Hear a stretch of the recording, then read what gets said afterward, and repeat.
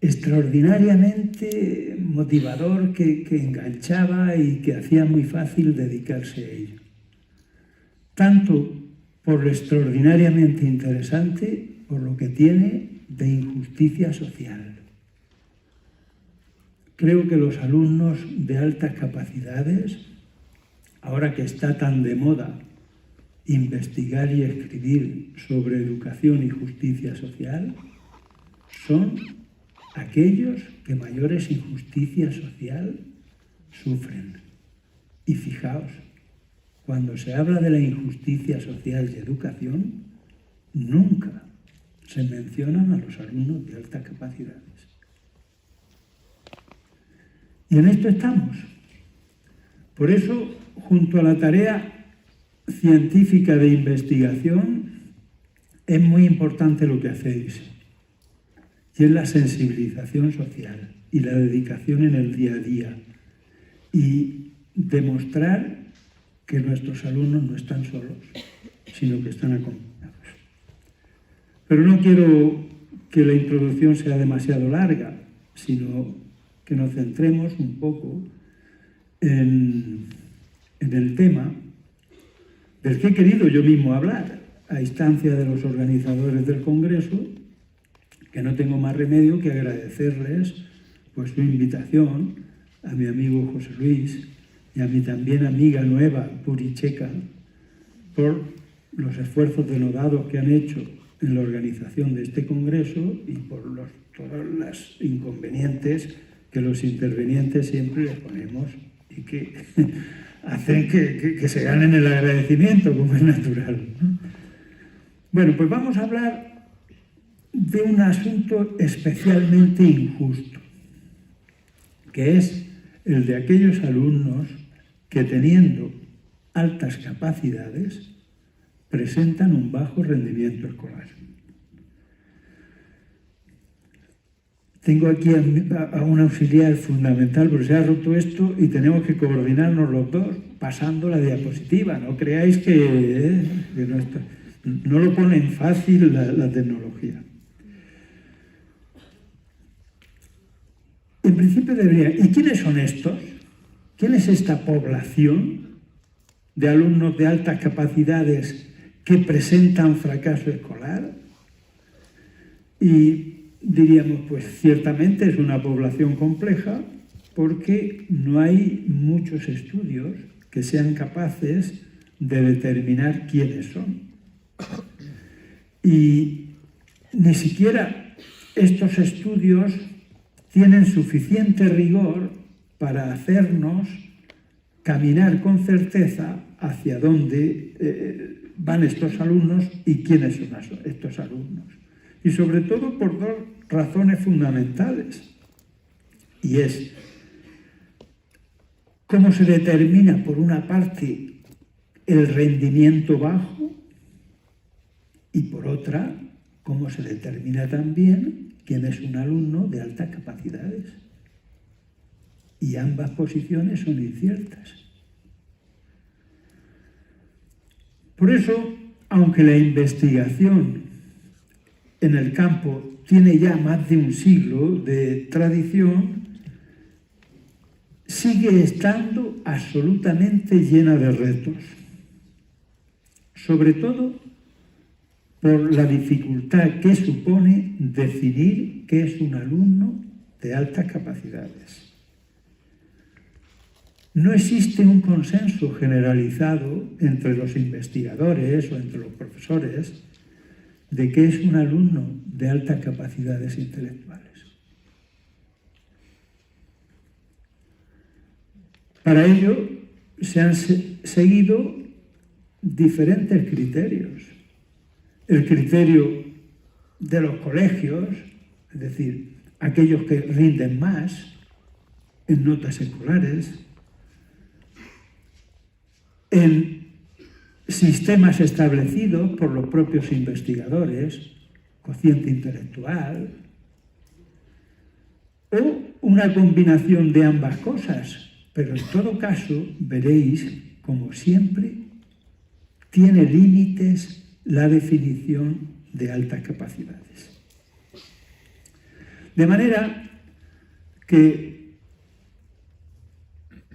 si utilizáramos, por ejemplo, el cociente intelectual, pues estaríamos añadiendo un cierto déficit en relación a las cuestiones más emocionales, la inteligencia emocional, de la que mi compañera Carmen enseguida os hablará, que no contempla el cociente. Por eso, en función de cada uno de los criterios utilizados, podríamos obtener una respuesta. Pero parece ser que la respuesta más común es la de decir: los alumnos de altas capacidades son aquellos que destacan sobre el resto.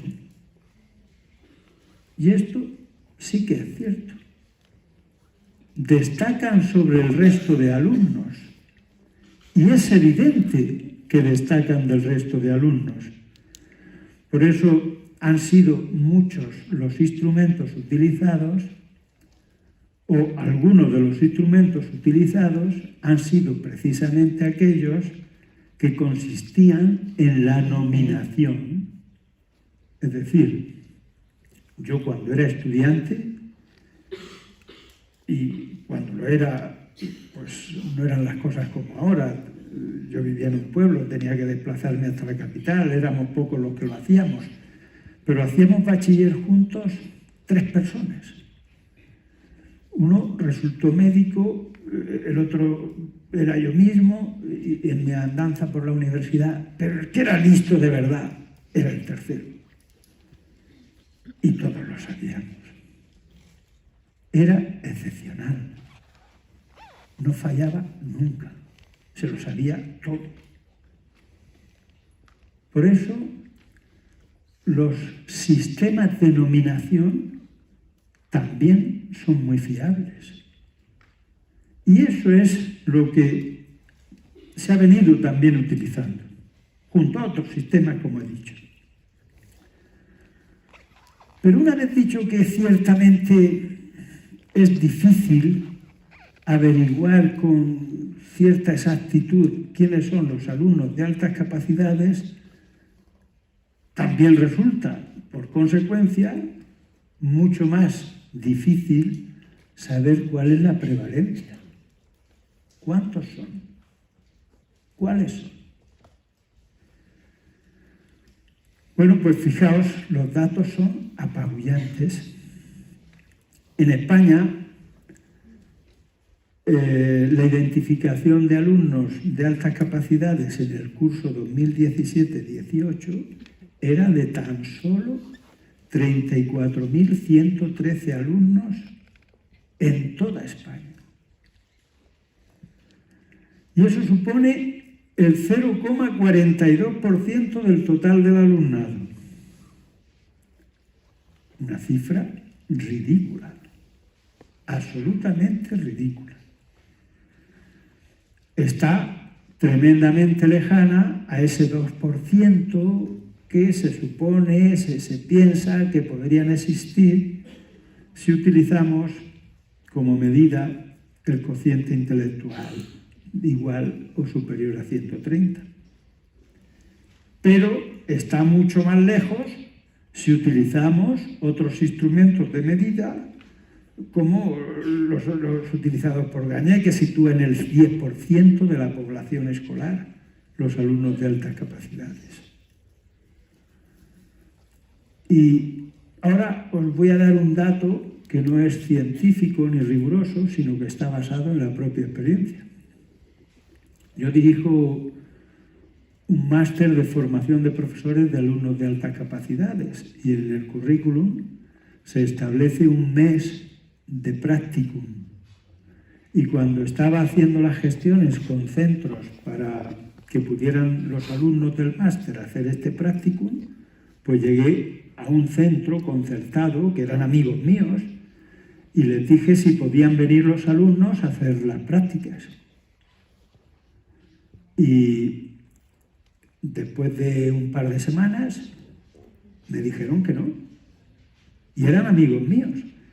Y me dijeron: mira, no te lo tomes a mal, pero es que nos hemos reunido la junta de dirección y demás y hemos decidido que no, porque y si cuando vienen los prácticos detectan a algún alumno de altas capacidades, ¿qué hacemos con él?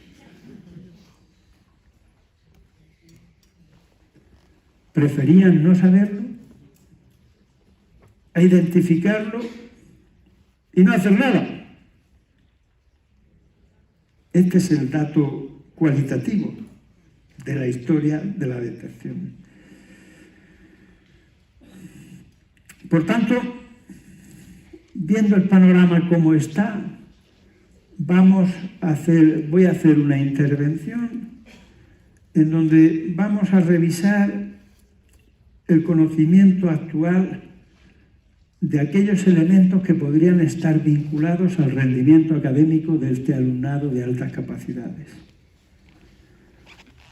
Vamos también a ver si son elementos comunes que se pueden predicar de todos los alumnos o unas veces sí y otras no. Vamos a considerar algunos aspectos que podrían ayudar al profesorado para la intervención. Vamos a ver también alguna receta para revertir este rendimiento negativo o por debajo de las posibilidades. Este es nuestro plan de trabajo para esta intervención. Pues vamos a aproximarnos entonces a esta idea de bajo rendimiento. El bajo rendimiento está poco investigado. Sin embargo, yo creo que es absolutamente necesario para esto. Pero fijaos cómo está el asunto. Aportación cualitativa. Yo he presentado a la convocatoria de proyectos I+D+I nacionales ya una vez un proyecto de investigación que pretende ver una vía para explicar el bajo rendimiento. Tiene que ver con el autoconcepto y la práctica de actividad física. Me lo denegaron. Os prometo, sinceramente, que no era mal, la crítica que me hicieron los revisores tenía poca consistencia. Lo he presentado de segundas, ya os lo diré, pero me temo que va a seguir el mismo camino. Y a veces pienso, es que no interesa esto. No interesa el bajo rendimiento de los alumnos de altas capacidades. Bueno. Por tanto, cuando estamos hablando de altas capacidades y bajo rendimiento, vamos a ver en qué consiste el concepto de bajo rendimiento. Pues, cuando hablamos de bajo rendimiento, nos estamos refiriendo a la discrepancia existente entre el rendimiento esperado, es decir, el rendimiento que potencialmente tiene ese alumno, y el rendimiento logrado. Y que esa discrepancia sea severa, es decir, que sea grave, que sea importante, que no sea mínima. Y que además los alumnos que presentan esta discrepancia no padezcan o no estén diagnosticados con un déficit que pudiera explicarla de otra manera.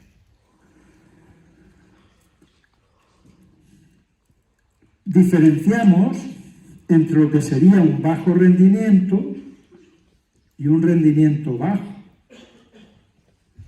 El bajo rendimiento sería la discrepancia que hemos indicado y el rendimiento bajo es por encima, por debajo de los niveles exigibles en el ámbito educativo. Es decir, pues un aprobado. Un aprobado sería el mínimo, por debajo de eso, pues es rendimientos bajos. ¿De acuerdo? Por tanto, nosotros donde nos vamos a centrar es en la diferencia entre el potencial que tiene el alumno y el rendimiento que realmente obtiene.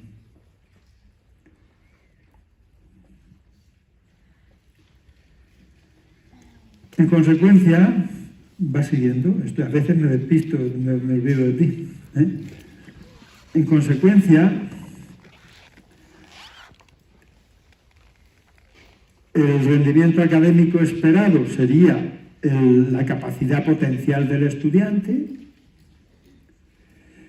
y la capacidad potencial del estudiante, ¿cómo la hemos medido?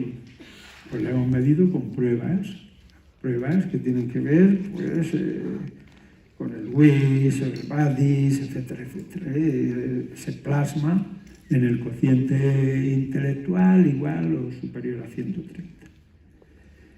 ¿Y cómo medimos el rendimiento académico real?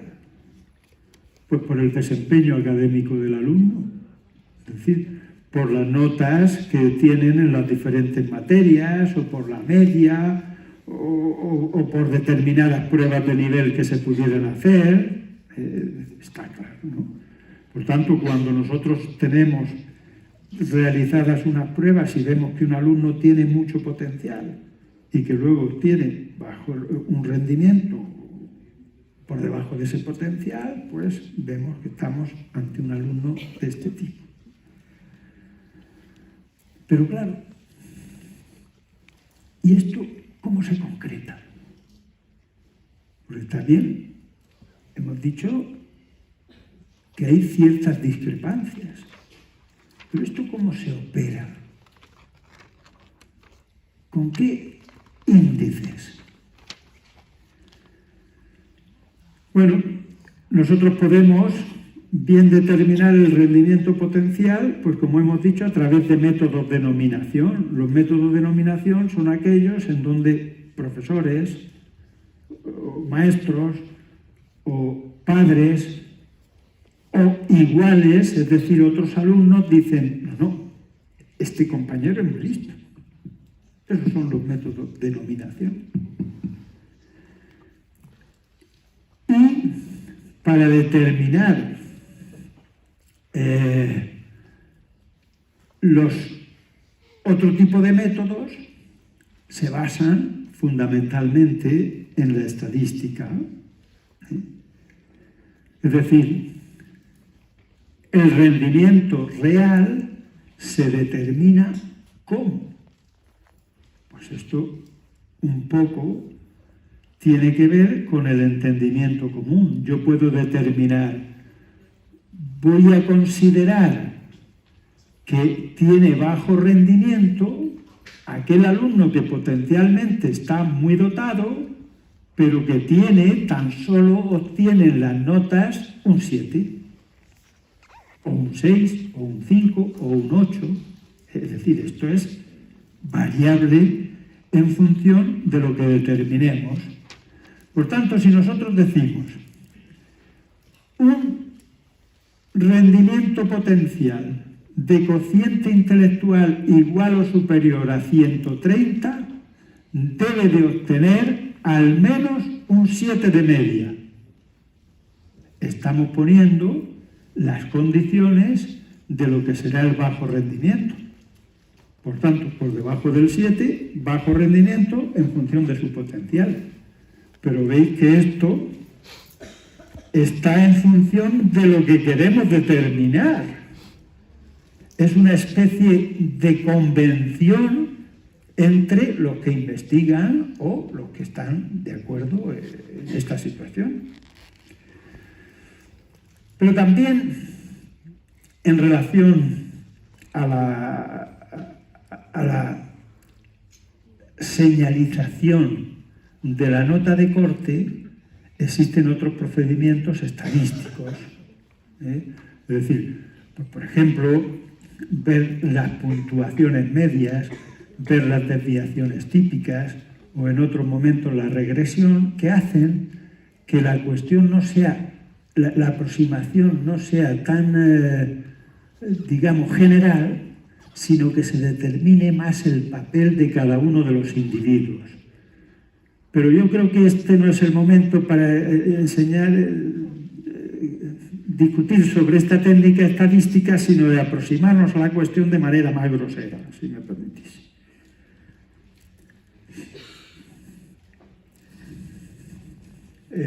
Los alumnos de altas capacidades hacen algún tipo de actividad extracurricular o tienen agrupamientos especiales. Pues bien,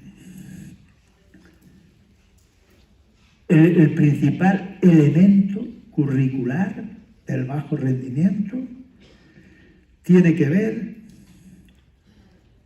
con el reto en las actividades curriculares. La palabra más pronunciada tiene que ver con me aburro. Son hábitos de trabajo pobres.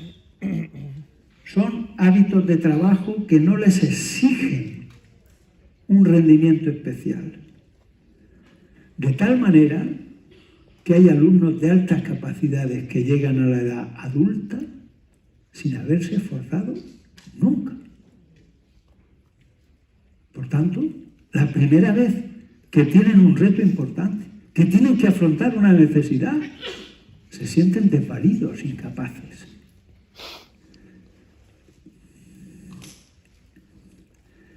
Sin embargo, este es uno de los temas que más está sin investigar y yo creo que es extraordinariamente interesante. Porque podríamos darnos pistas de cómo hacer la intervención, ¿no? Hasta el momento, las intervenciones que se hacen en la escuela en relación a los alumnos de altas capacidades son la aceleración.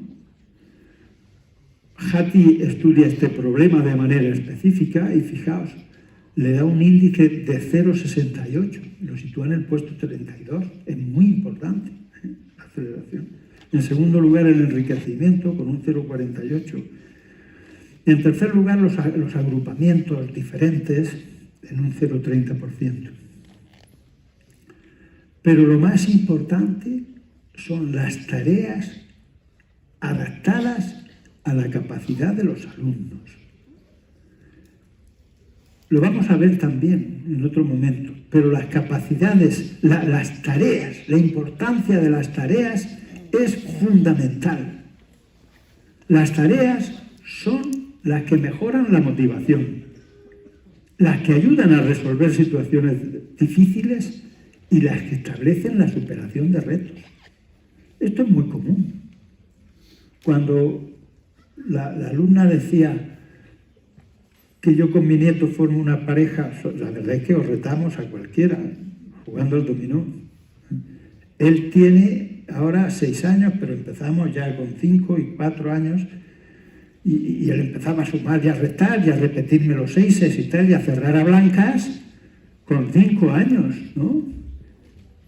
Y el primer día que va a primaria, pues se siente un reto, ¿no? Llegó a primaria y el tío ahí repeinado y tal. Se aburre. Se aburre. Entonces, es que sigue haciendo las mismas sumas. No, nosotros las hacemos, calculamos mucho más rápido. La tarea es fundamental. Tiene que ser retadora, motivadora, atractiva.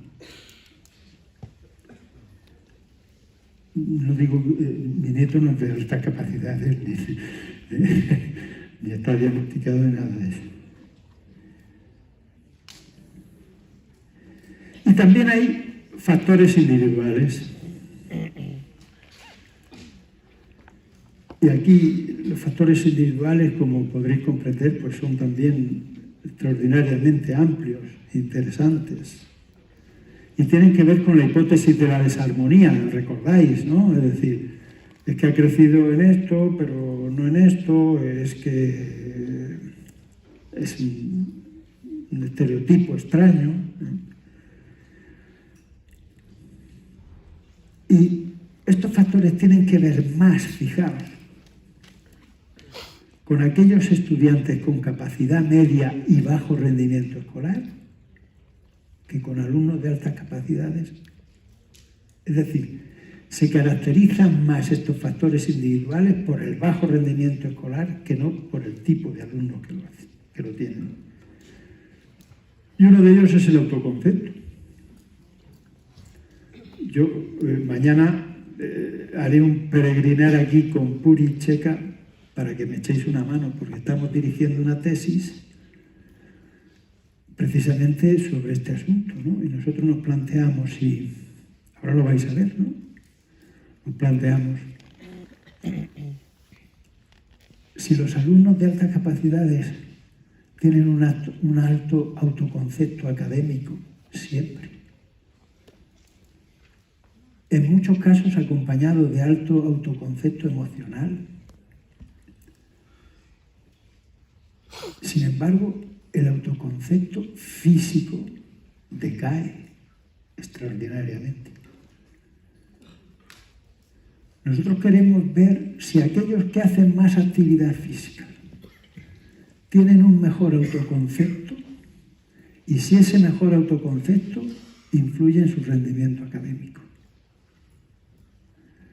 Y estamos en esto, y mañana os voy a presentar al doctorando, pero necesitamos muestras.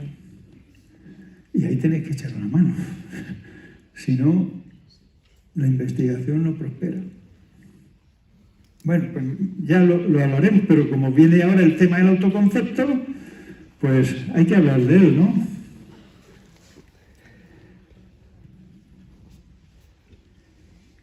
Bueno, pues como decía, el autoconcepto de los alumnos de altas capacidades es alto. El concepto no es otra cosa que el conocimiento o visión que cada uno tiene de sí mismo, pero valorada, es decir, me encuentro bien conmigo mismo. O, qué malo soy, ¿no? Son las diferencias.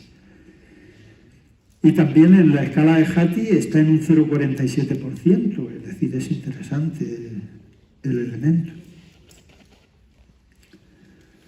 Pero como decía, los estudiantes de altas capacidades tienen un alto autoconcepto académico, emocional y conductual. Sin embargo, en lo que no tienen ese autoconcepto alto es en el autoconcepto físico, que tiene que ver con la apariencia física y las habilidades deportivas. Por eso hemos encontrado este nexo de unión, ¿no?, entre actividad física, autoconcepto, rendimiento. Y esto podría estar en consonancia con la hipótesis de la desarmonía. Son muy desarrollados en unas cosas, pero mal en otras. La literatura aquí escasísima, escasísima. Bueno, nosotros vamos a publicar el primer metaanálisis de esto. Escasísimo.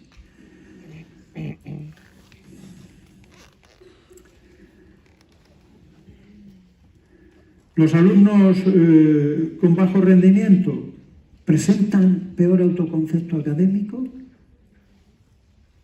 No. Ya 5 minutos.